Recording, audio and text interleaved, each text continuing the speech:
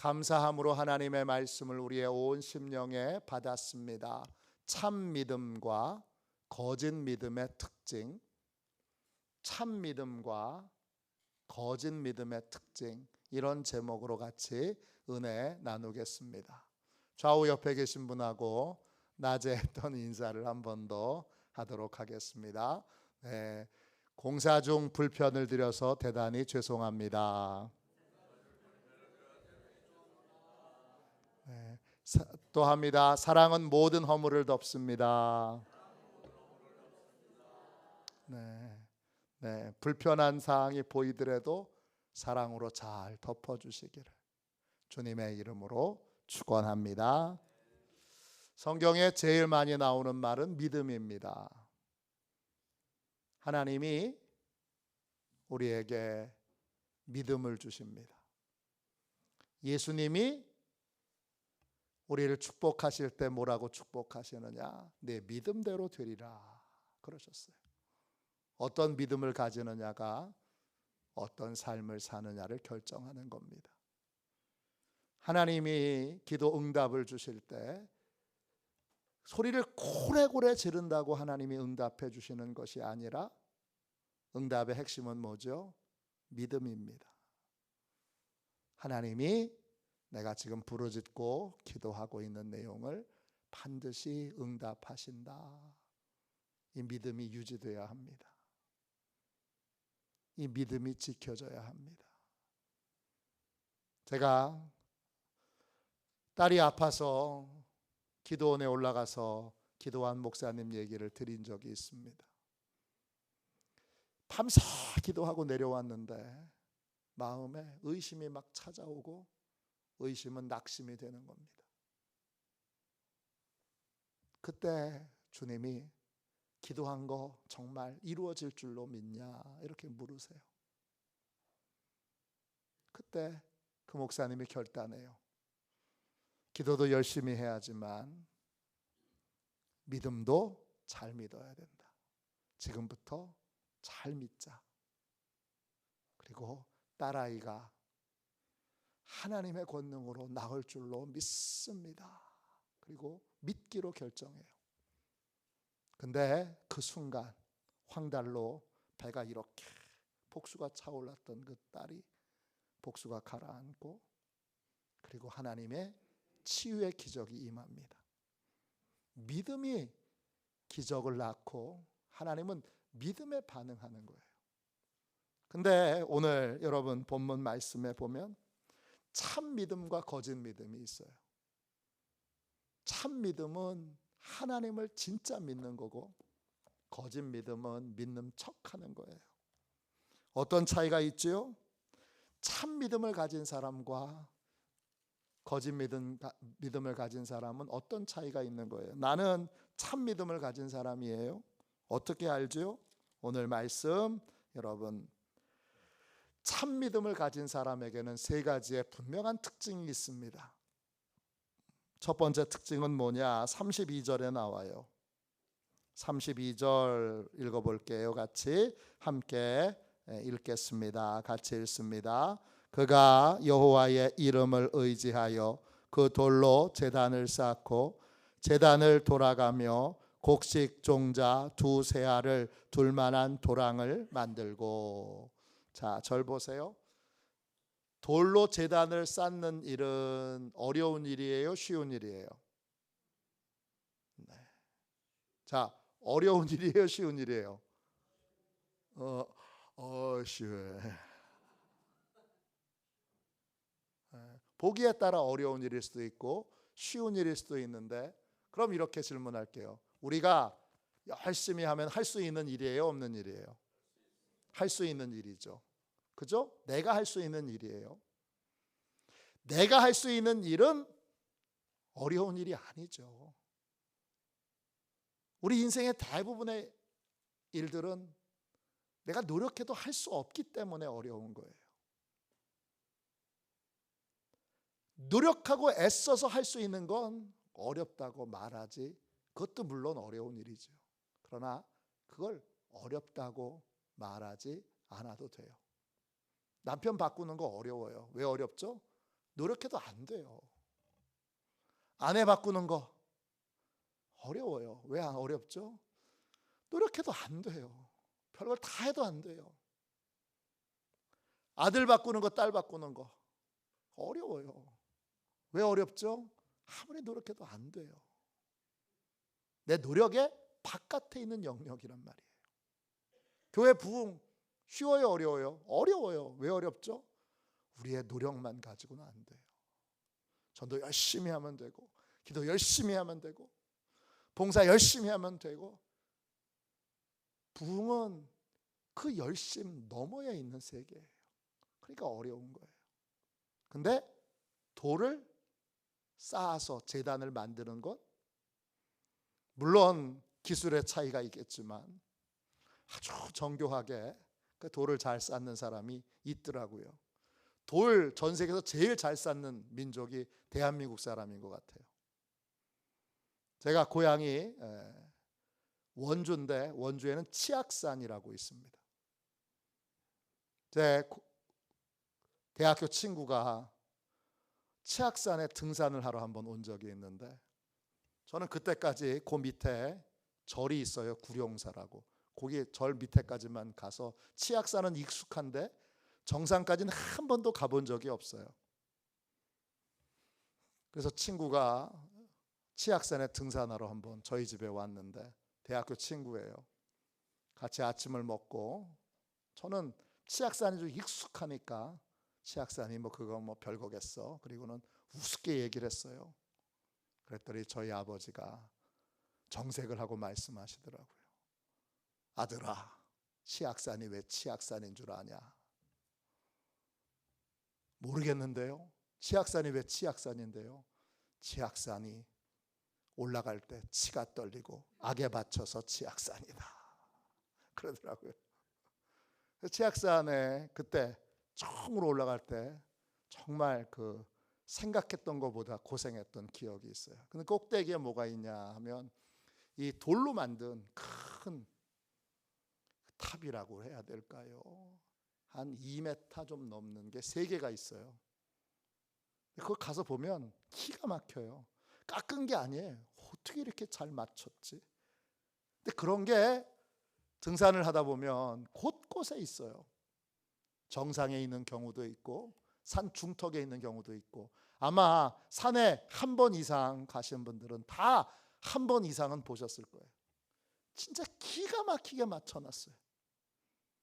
이 탑을, 이 돌탑을 쌓는 것들 정말 정교하게 기가 막히게 쌓는 사람이 있어요. 근데 그런 정교한 기술을 제외하고 돌로 그냥 제단을 쌓는 일들은 내가 할 수 있는 일이에요. 자, 참 믿음을 가진 사람과 거짓 믿음을 가진 사람의 차이는, 첫 번째 차이가 뭐냐?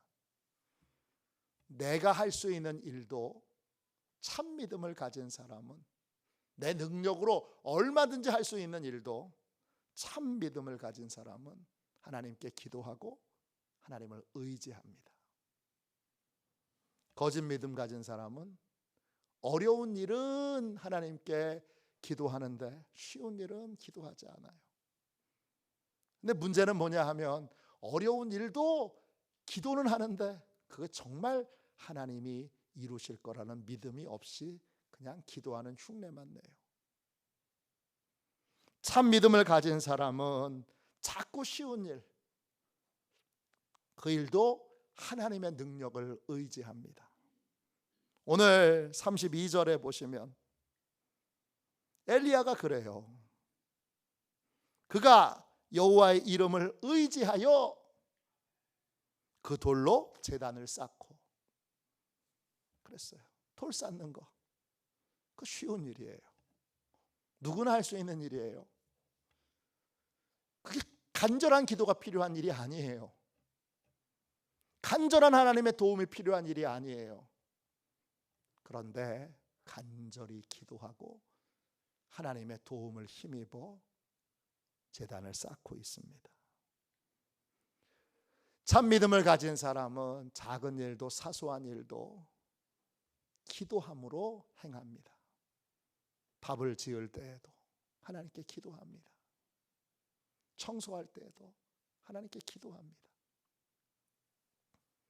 저희 강화에 유명한 식당 가운데 여기 근처에 쌈밥집이 하나 있습니다. 장사가 너무 잘 돼요.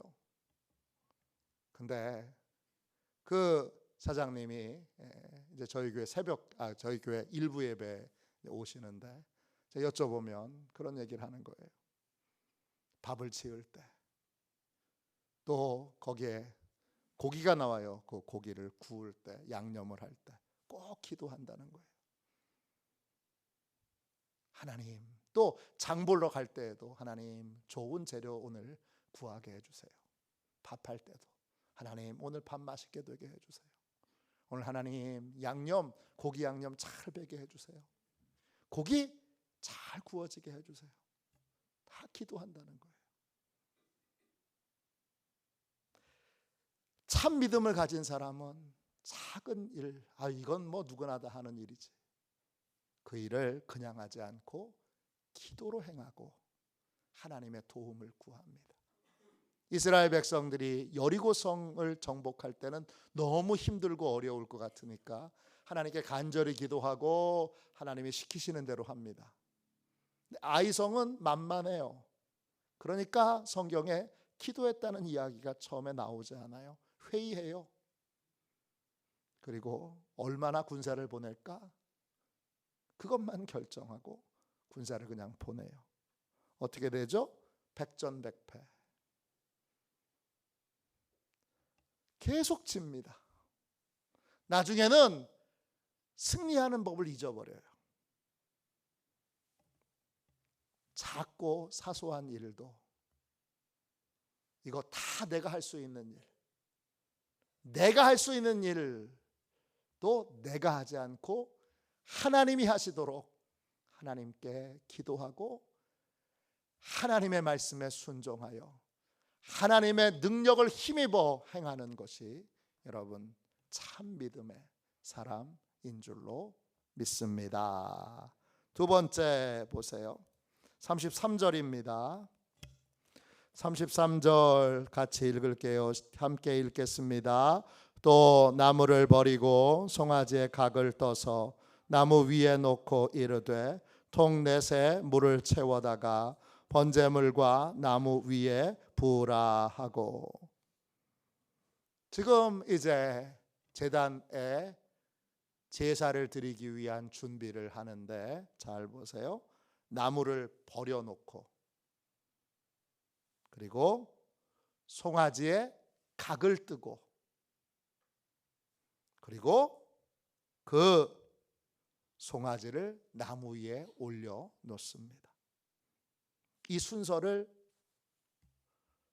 엘리야가 마음대로 순서를 정했을까요? 아니면 하나님이 말씀하신 대로 출애굽기와 레위기에 하나님이 정해 놓으신 대로 이 순서를 따라서 했을까요? 엘리야 마음대로 했을까요? 아니면 하나님이 정해 놓은 순서대로 했을까요? 네, 하나님이 정해 놓은 순서대로 했어요. 두 번째, 작고 쉬운 일도 하나님의 말씀에 따라 순종하며 행합니다. 참 믿음을 가진 사람은 작고 쉬운 일도 하나님의 말씀을 따라서 순종하며 행합니다. 왜 그러냐? 누가복음 16장 10절에 지극히 작은 것에 충성된 자는 큰 것에도 충성되고 지극히 작은 것에 불의한 자는 큰 것에도 불의하니라 그랬기 때문이에요. 작은 일, 그 작은 일, 그 일도 내 마음대로 하지 않고 하나님의 말씀대로 하나님이 정해 놓으신 대로 거기에 하나님이 뭐라고 말씀하셨나 살펴보고 그 말씀대로 나무를 먼저 버려놓고, 송아지 각을 먼저 뜨고 나서 나무를 버려놓을 수도 있잖아요. 그러지 않고 나무를 먼저 버려놓고 그리고 송아지 각을 뜨고 그리고 나서 그 각든 송아지를 그 위에 올려놓게 됩니다. 이게 하나님이 그렇게 정해 놓으신 거예요. 작은 것도 내 뜻대로 하지 않고, 기도는 어떻게 해야 될까 내 생각대로 하지 않고 하나님이 가르쳐 주신 대로 기도하고, 예배는 어떻게 하나 내 맘대로 하지 않고, 아니 예배 시간이 꼭 주일이어야 돼? 내 맘대로 하면 안 돼. 11조 그거 꼭 온전하게 11조 드려야 돼? 내 맘대로 하면 안 돼? 꼭 그런 분이 계세요. 교회마다 꼭 가면, 제가 목회하는 모든 교회에 가서 제가 제일 처음에 훈련을 시켰던 게 뭐냐 하면 11조 훈련이에요. 농촌교회 처음 목회 이제 부임에 갔을 때 거기 11조 드리는 분 거의 없었어요. 다 월정헌금이래요. 월정헌금이라는 게 뭐예요?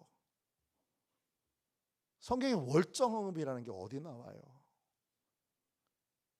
그러면 또 말씀하세요. 뭐라고 말씀하시냐면, 농촌은 월급을 받는 사람들이 아니니까 수입이 일정하지 않다는 거예요. 그러니까 수입이 일정하지 않아도 수입이 생기면 그때 11조 정확하게 드리면 되잖아요. 근데 그렇게 안 해왔어요. 지금까지 그렇게 안 해왔다는 거예요.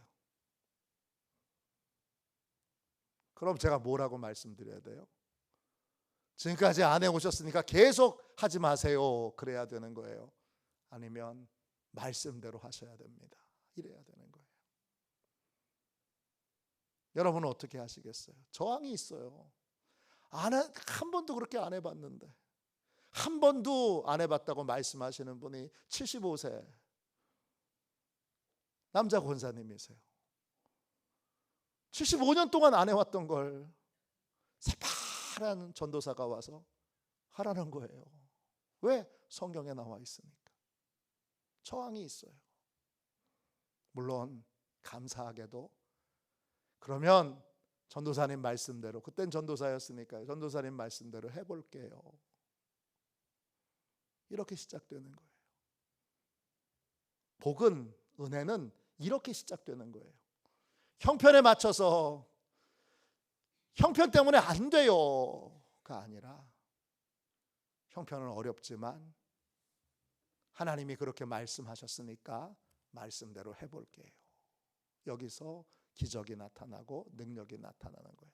참 믿음은 내 생각대로 하는 게 아니에요. 그 순서, 여러분, 나무를 버려놓는 순서, 각을 뜨고 얹어 놓는 순서, 그거 좀 바뀌면 어때요? 그걸 그대로 해야 되는 거예요. 왜 그대로 해야 되는 거죠? 하나님이 그렇게 하라고 하셨으니까. 그렇게 해야 복 주신다고 말씀하셨으니까 그렇게 하는 거죠. 11조도 끝끝내 11조를 온전하게 드리지 못하고, 제가 한 10만 원만 나중에 하면 안 될까요? 그래서 제가 거의 11조 했습니다. 제가 거의 11조 했습니다. 꼭 그런 분 계세요. 거의 11조는 11조에 아니에요. 제가 이걸 참 치사하게 제가 따지면 그분의 마음에 상처가 되지만 어떻게 해요? 성경이 알려주는 대로 가르쳐야죠. 거의 11조는 11조 아닙니다. 그렇게 말씀드리면, 그 처음에는 막 갈등하고 막 얼굴이 막 우락부락하고 또 마음이 깝깝해오네요, 목사님. 그러지만 결국은 성경이 가르쳐주는 대로 해야 복이 임하니까. 아니 11조 드려서 하나님이 복 주신다는데 그거 온전하게 왜 못해요? 하면 되지. 그래서 온전하게 거의 11조, 90% 11조, 80% 11조, 이제 거의 완성. 그거 다 11조 아닌 거예요. 그렇게 따지고 얘기해도 끝끝내 그걸 못하는 분도 계세요.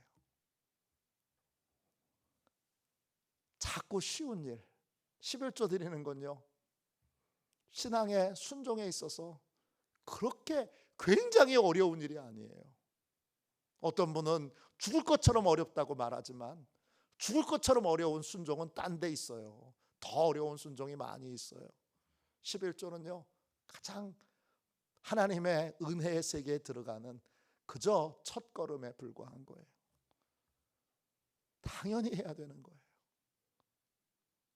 작은 것도, 주일 성수도, 또 11조도, 전도도, 봉사도 하나님이 말씀하신 대로 순종하여 행해 본 적이 한 번도 없는 분이 있어요.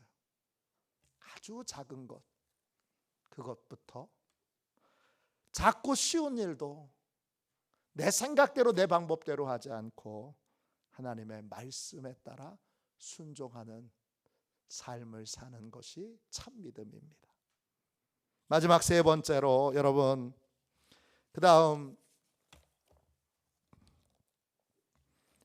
말씀을 계속 보십시오. 33절 우리가 읽었는데 중간에 통 넷이 나오죠. 34절, 35절입니다. 33절부터 35절까지 33절 중간부터 제가 읽을게요.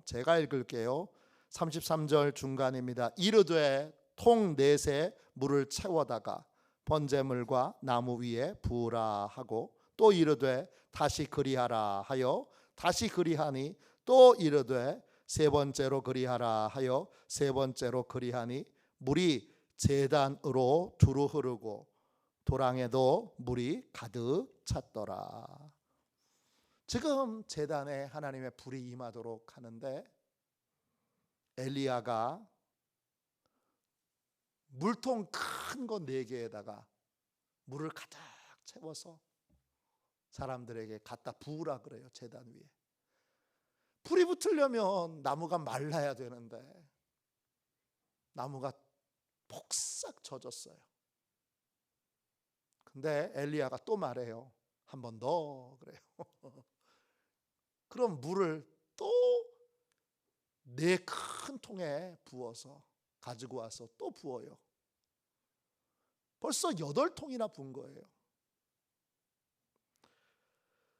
8통을 붓는데 엘리야가 또 말하는 거예요. 한 번 더 그러는 거예요. 그래서 이제 12통을 물을 붓습니다. 그러니까 물이 흥건하여질 뿐만 아니라 나무를 다 젖었을 뿐만 아니라 아예 그 주변이 도랑이 됐어요. 불이 붙기에 큰 장애물이 생겼어요. 엘리야가 제정신이 아니죠. 제정신이라면 불이 잘 붙도록 물이 아니라 기름을 붓는다면 이해하겠지만 물을 붓지는 않아요. 네, 엘리야가 한 번 붓는 것이 아니라 무려 12통을 붓습니다. 그 물은 다 뭐죠? 하나님의 역사가 일어나는 데 있어 방해가 되는 장애물들이에요.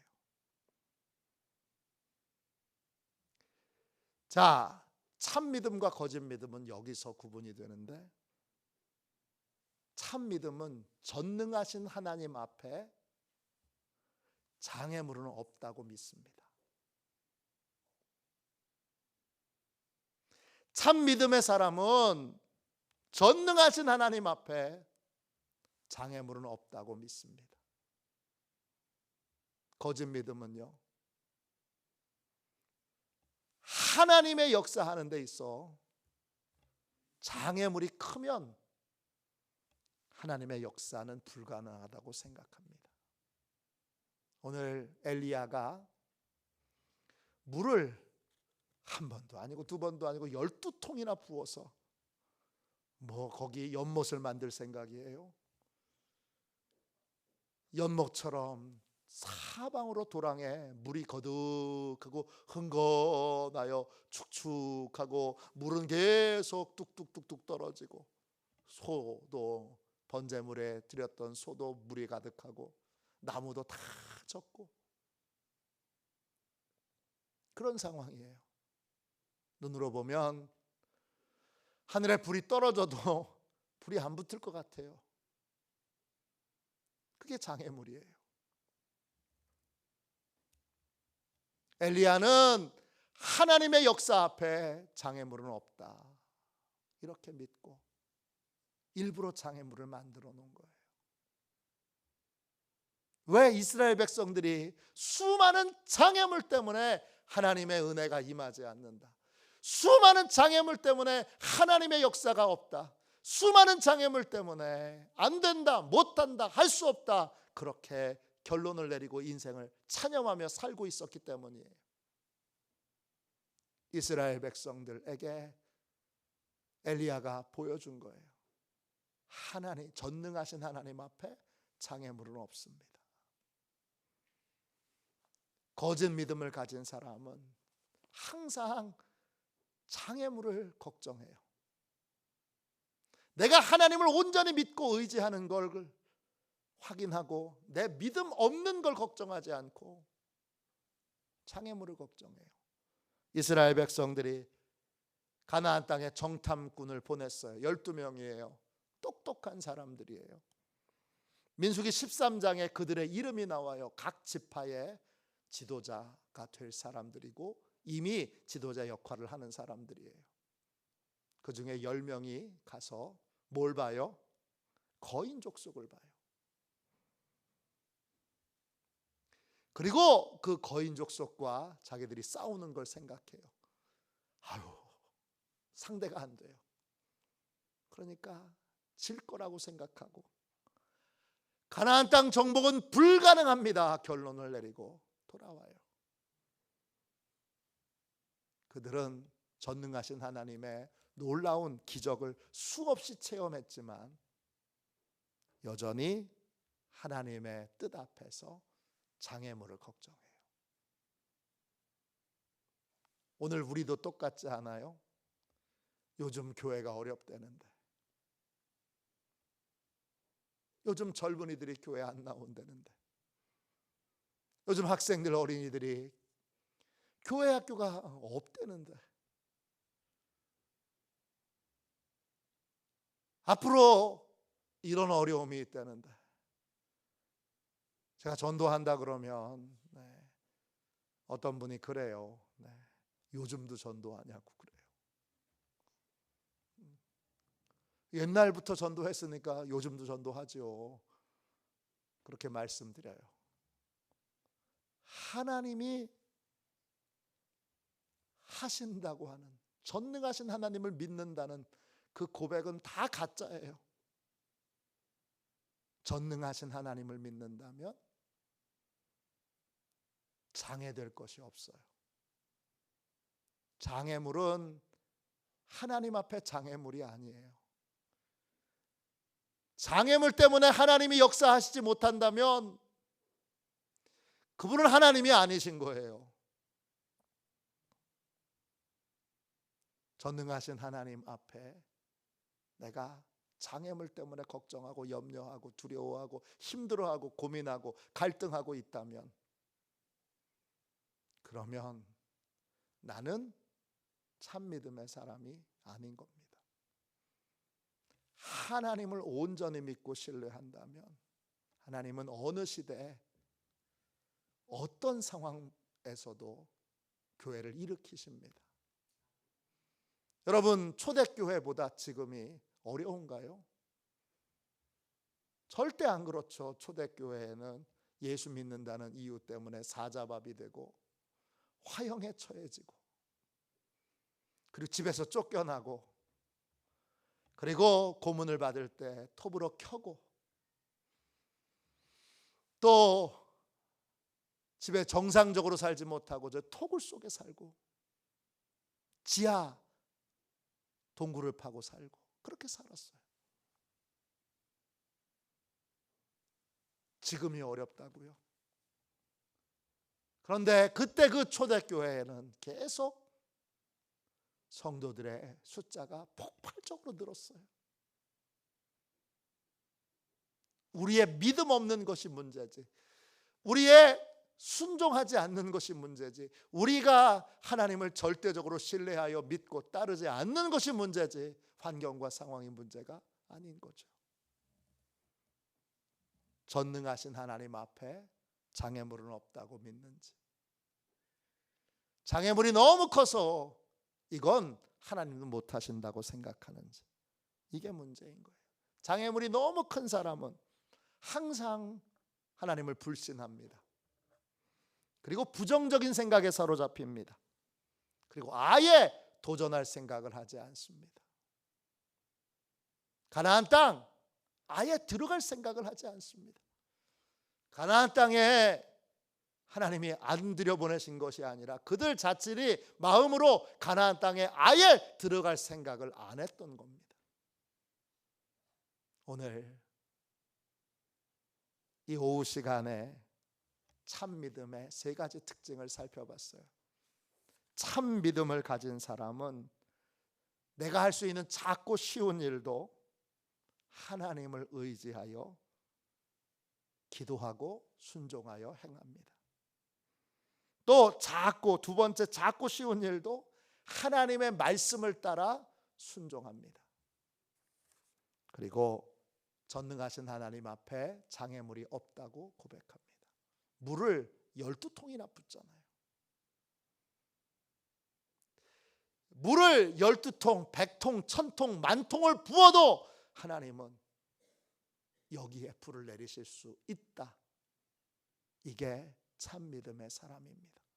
저를 따라 고백하겠습니다. 전능하신 하나님 앞에 장애물은 없다.